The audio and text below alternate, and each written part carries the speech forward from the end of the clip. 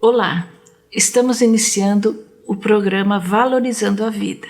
Este programa que tem o objetivo de levar até você assuntos relacionados à saúde, à espiritualidade, o espiritismo e relações humanas. Mágoa e culpa são sentimentos que costumam estar muito próximos de nós. Estes sentimentos podem nos prejudicar, tanto fisicamente como espiritualmente. No programa de hoje, nós vamos falar sobre esses dois sentimentos e como fazer para se libertar da mágoa e da culpa. Você guarda mágoa? Você tem alguma culpa dentro de você? Há aqueles que têm e aqueles que pensam que não têm. Todos temos mágoas e culpas que fazem parte do nosso processo de convivência humana na nossa dinâmica evolutiva espiritual. O primeiro passo talvez seja poder compreender de que mágoa e culpa são processos habituais que comparecem no nosso cotidiano, sem que isso precise necessariamente nos envergonhar. Às vezes nós temos vergonha de dizer que estamos magoados. É mais fácil até de dizermos que nós nos sentimos culpados. Mas mágoa nós temos uma certa resistência, como se isso nos desqualificasse. Mas efetivamente, todos temos esses sentimentos em maior ou menor quantidade, intensidade, volume, e que podem estar colocado dentro do nosso coração como algo em transição ou algo cáustico, venenoso, difícil, ruim, impeditivo de fazer o nosso movimento evolutivo e subtraindo a nossa liberdade de viver, dependendo da intensidade, da qualidade com que esses dois sentimentos, esses dois aspectos dessa mesma moeda, mágoa e culpa, comparecem na nossa vivência cotidiana. É uma forma de nós nos libertarmos daquele problema, daquela dificuldade, daquela ofensa. É o ato de fazer esse movimento de doação de tal modo a poder fechar um ciclo. O perdão, portanto, é uma virtude que fala do ato de fazer uma movimentação que diz respeito à amorosidade. Nós, seres humanos, não entendemos ainda o sentido do perdão. Então, as pessoas não entendem direito o que é perdoar. Nós confundimos aquele perdão superficial com o perdão que Jesus nos ensinou, o perdão incondicional. Quando ele diz perdoar 70 vezes, 7 vezes, nós fazemos a conta, vai dar 490 vezes? Que bom, só isso? Não, mas é uma figuração alegórica. Jesus quis dizer como um número infinito, ou seja, você precisa perdoar de forma incondicional todas as ofensas que lhe forem dirigidas. Na verdade, essa questão é uma das mais difíceis que nós temos que trabalhar ainda nesta existência. Perdoar é um ato que está além do humano. Ele requer a dimensão do espírito que somos, na nossa essencialidade. Perdoar alguém que viola a nossa confiança, alguém que mata um nosso filho, alguém que estupra, crueldades, essas dimensões, por exemplo, de ofensas, de agressividades, e perdoar-se por ter feito alguma dessas coisas citadas, é uma dimensão de gravidade e de intensidade que só o ser humano, se colocando numa perspectiva sobre-humana, só sendo um ser transhumano, ele é capaz de poder lograr experimentar um trabalho de dissolver a mágoa, se alguém me fez, ou a culpa, se eu fiz para o outro. Magoou. Porque a questão não é perdoar as ofensas, não é esquecer o que aconteceu, é simplesmente não se ofender e não se magoar. Aí fica mais fácil de entender. Quando você é realmente humilde, o que significa ser humilde? Significa não se achar melhor do que ninguém. Então, se você não se acha melhor do que ninguém, Na verdade, você acha que todas as pessoas têm um valor significativo e que não é maior do que o seu? Você simplesmente não se ofende. Alguém tomou o seu lugar, alguém ocupou seu espaço, alguém passou na sua frente. Isso não configura mágoa. E você não tem por que guardar rancor. Você passa a ver as pessoas quando um determinado comportamento, em vez de mal, você vê infantilidade. Em vez de um ataque pessoal, você falta de maturidade. Então, com isso, você não se ofende. E com isso, não guarda mágoa. Se você compreendendo o outro, é muito mais do que perdoar. É você conseguir permitir que o outro perceba o que ele fez, que descubra uma maneira com a sua ajuda de fazer a reparação e que ele se sinta quite e você também em relação àquela situação que eventualmente possa ter magoado ou alterado ou prejudicado qualquer uma das partes. Então, em vez de trabalhar esquecer a ofensa, esquecer a mágoa, o negócio é trabalhar não se ofender. Mudando os nossos sentimentos, seremos capazes de superar esses sentimentos autodestrutivos, esses sentimentos que nos trazem a dor, a tristeza, a amargura? Por que a gente não consegue perdoar? Porque somos orgulhosos. E em que consiste o orgulho? Em se achar melhor do que outra pessoa. Então, quando você se acha melhor, qualquer situação, qualquer pessoa que ameace essa crença é um mal para você. É algo ruim demais. E qualquer um chamar a atenção para o fato de que você não está nessa posição que você julga estar, leva a rancor, leva a mágoa. Culpa e mágoa, eu disse que todos nós tínhamos, porque faz parte. Você foi sentar aí, pisou no pé do outro, se sente culpado, pede desculpa, a pessoa logo desculpa você, porque foi uma agressãozinha. E você logo se refez num pedido de desculpas. E o outro te ajudou a refazer isso, se liberando de uma mágoa, porque você pisou no pé dele, liberando você através de sim, não tem problema, foi nada. Mas se ele pisar na tua unha encravada, você já não vai pedir desculpa prontamente. Talvez você demore uns 15 minutos ou meia hora para poder gerir a dor da unha encravada pisada. Ou se ele pisar no teu sapato recém-comprado e machucar o sapato, sobretudo se for de uma donzela, então isso vai ser problemático, vai demorar pelo menos aí um tempinho para que a pessoa vá trabalhando dentro dela e talvez ela nem consiga, ou consiga, quem sabe. E quem pisou fica incomodado, mesmo tendo pedido desculpa, e numa perspectiva egóica o outro desculpou, mas não desculpou. Porque você olha para a cara do outro, o outro está com a cara amarrada. Até porque está sentindo dor, no caso da unha encravada. Então, de vez em quando, você vai dar uma olhadinha para ver se o outro já se refez. E dá um sorrisinho, confirma, e o outro confirma ou não, dizendo se o perdão ainda está aqui ou se ele já foi para cá. Então, você, numa perspectiva inicial de ter sido pisado, precisou de 1 minuto para perdoar, mas se a unha está encravada ou o sapato é novo, você precisou de 20, 30 minutos para perdoar. Perdão, então, é uma medida interna, é da pessoa com ela mesma. Quando nós perdoamos alguém, não é propriamente a pessoa, nós perdoamos a pessoa dentro de nós. Porque, às vezes, nesse binômio de relacionamento, uma pessoa pode não perdoar a outra e essa outra pessoa se perdoar. Então, é um relacionamento intrínseco, realmente. Ou, se alguém me lesou, eu saio da mágoa e passo a viver o ressentimento, o rancor, e se eu não consigo trabalhar isso, eu posso partir para a vingança. Aqui eu me vingo de mim, porque eu fiz. Aqui eu me vingo do outro, porque o outro me fez.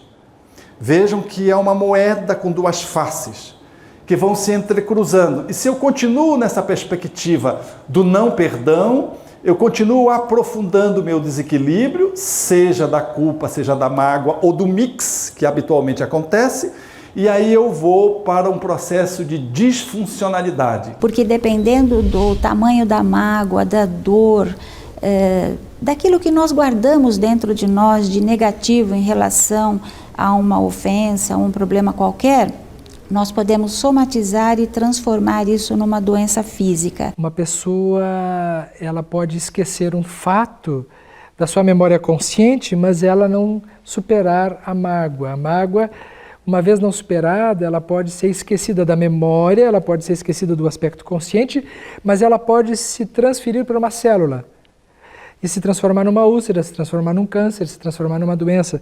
São as doenças psicossomáticas. Que vai fazendo com que a pessoa se adoeça ao longo da sua vida, sem perceber que a causa, a origem está na falta ou na ausência do perdão. Quando nós não nos perdoamos, é como se nós voltássemos ao passado, que vira presente, e esse presente traz em nós todas as sensações do que vivenciamos antes.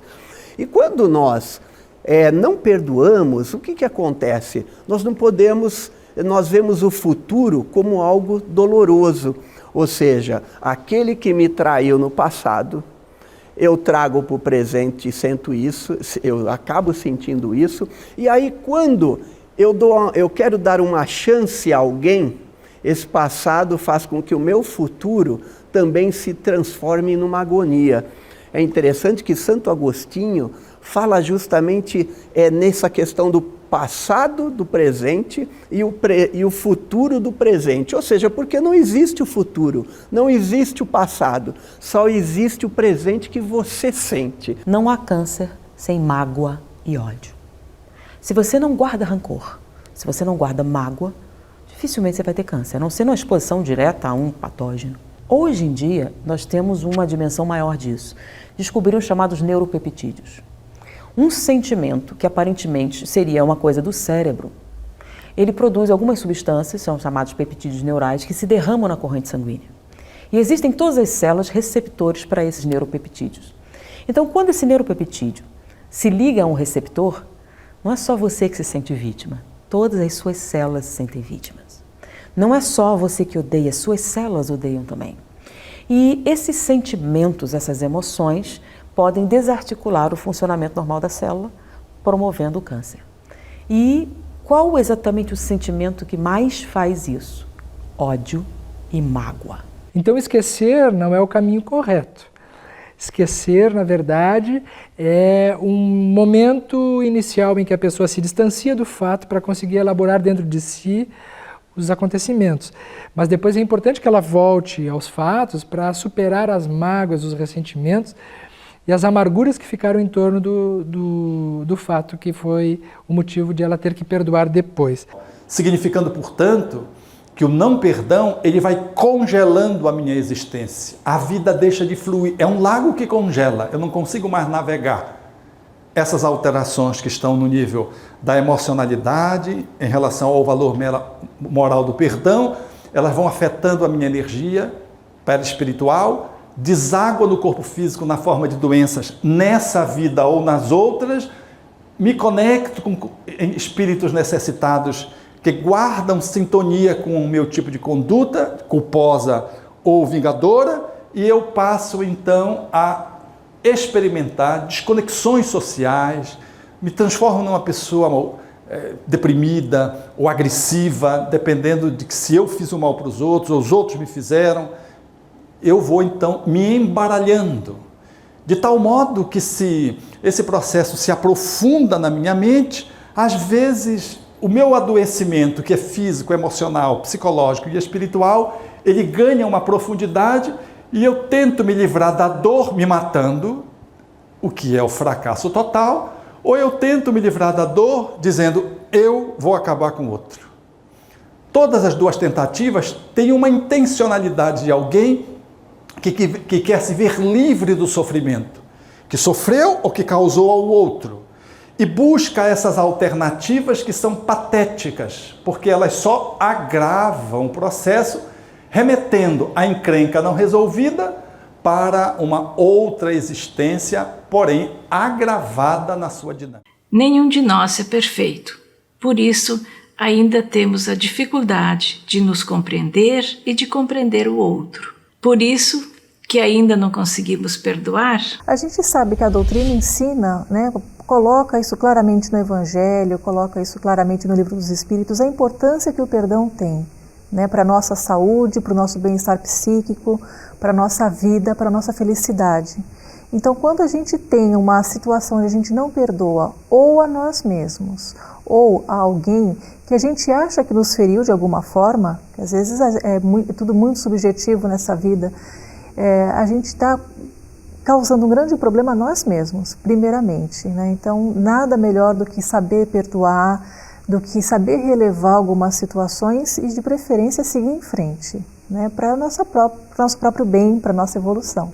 Por isso, Jesus diz, reconcilia-te com teu adversário, enquanto estás a caminho com ele, para que ele não entregue ao juiz, o juiz não entregue ao oficial de justiça, e este te encerre na prisão, que é o novo corpo, e não sairás de lá até que tu pagues o último ceitil, querendo significar que se eu não me reconcilio comigo ou com outro na relação comigo, eu jogo o meu processo para o mundo espiritual, a minha consciência, que é o juiz, me culpa, a minha consciência me conduz aos oficiais de justiça, que são os bons espíritos, e eles me ajudam a eu fazer o recaminho, reitinerar o meu descaminho, voltando atrás, portanto, no processo libertador, fazendo a internação no novo corpo, ou seja, reencarnando e trazendo no corpo os desafios necessários para que eu possa me liberar das dificuldades em que eu fiquei absolutamente congelado. Então, para que nós não incorramos nesse risco, não percamos o nosso sono, a nossa paz de espírito e, inclusive, não caiamos em desequilíbrio, o importante é que nós perdoemos em qualquer circunstância. Como perdoar a si próprio? Todos nós erramos. Todos nós erramos. E quando nós erramos, nós nos culpamos, não é verdade? E por que nós nos culpamos? Porque todos nós temos o senso moral dentro de nós. Né? O próprio Livro dos Espíritos nos afirma, todos têm a noção do que seja o bem e o mal. Então, quando nós erramos, nós sabemos o que é certo, nós sabemos o que é errado. E quando a nossa consciência aponta para o erro, ou melhor, sempre ela aponta para o erro, né? Quando nós realmente erramos, nós passamos a nos sentir culpados. A gente costuma dizer assim, que o tempo não volta para trás exatamente para nada. Então, o que já foi registrado no tempo, no espaço, não tenho como consertar. Mas eu posso aprender com os meus erros, numa lição de humildade, como se cuidássemos de uma árvore. Não adianta eu ficar preocupado só com as folhas se eu não cuidar das raízes. E o perdão é cuidar das raízes. Eu preciso ter a base bem equilibrada para ter um tronco, folhas e frutos que deem bons resultados. Toda vez que nós exercitamos o perdão, não como forma assim de esquecimento ou de se oferecer ao abuso, mas nos libertando do passado e olhando para frente, nós estamos trilhando o nosso caminho evolutivo. Nesse caminho, há que fazer o que Allan Kardec propõe em o livro O Céu e o Inferno, que são 3 passos básicos: arrepender-se, a expiação e o movimento de reparação. O codificador é de uma beleza e de uma propriedade quando ele coloca o arrependimento e não remorso. O remorso é um descaminho, é o do não perdão. O arrependimento é de alguém que se recompõe, que se refaz. E perante o outro, assume uma posição de humildade e é capaz de se colocar diante do outro humildemente pedindo perdão. Ou reconhecendo a sua falta, ou fazendo esforço para perdoar o outro que veio ao seu encontro, solicitando a atitude de perdão. E esse desconforto, ele vem junto com o arrependimento, às vezes se segue e vai desaparecendo à medida que nós fazemos o 3º passo que Allan Kardec propõe, que é o da responsabilização pelo mal que fizemos, reparando o mal. O Espiritismo não é uma doutrina na qual nós nos libertamos dos males que fizemos só pedindo a Deus e Deus me perdoa e está resolvido. Nós não transferimos a responsabilidade de refazer os nossos passos a alguém, nem ao divino. Nós suplicamos ao divino que ele nos dê a possibilidade de, junto ao outro, nós reconstituirmos a nossa relação a partir de atitudes lúcidas, plenas, capazes de restaurar no outro e em mim mesmo o movimento da recuperação. O auto-perdão é a base fundamental para que eu perdoe você. Se eu não me perdoo, eu não perdoo você. Como eu não posso te amar se eu a mim não me amo. Essa relação é uma relação dialética, que nasce, vai e volta e é realimentada. Amor e perdão caminham juntos. Eu sempre brinco e digo, a linha que os separa é uma linha muito tênue. Quando nós amamos alguém ou quando nós odiamos alguém, é a mesma proporção que vem na nossa mente. Ou seja, eu amando, eu estou com a pessoa sempre na minha mente. Eu não amando, eu odiando, eu também estou com a pessoa sempre na minha mente. Portanto, eles caminham juntos. A questão é o exercício do amor e do perdão. Eu exercitando-o, eu tendo a melhorar-me. Eu sempre vou evoluir, eu vou melhorar-me. Melhorar em direção do amor, saindo dessa linha tênue. A princípio elas estão próximas, mas elas podem ir se afastando até quiçá chegar ao estágio de Jesus. E ele disse que nós somos deuses, que podíamos fazer o que ele fez e muito mais. Portanto, ele é o caminho. Ele é a vida, ele é a nossa verdade. O perdão, ele leva ao amor como a síntese do aprendizado. O aprendizado é o que fica quando você perdoa. Você se torna uma pessoa maior, grande, porque você se tornou uma pessoa mais robusta e você pode enfrentar um novo desafio igual ou maior para ser testado, porque você já superou aquela dificuldade que está num âmbito menor. O perdão, ele leva para a maturação do espírito e a sua amorosidade lhe dá maior competência para o enfrentamento das dificuldades. O perdão é o exercício da humildade para conosco e para com os outros. Perdoar é uma das atitudes mais nobres que o ser humano pode realizar em prol do próximo. Ainda perdoar é amor. É como diz Alberto Almeida, quem entrega flores fica com o perfume. Obrigado pela sua companhia e até a próxima.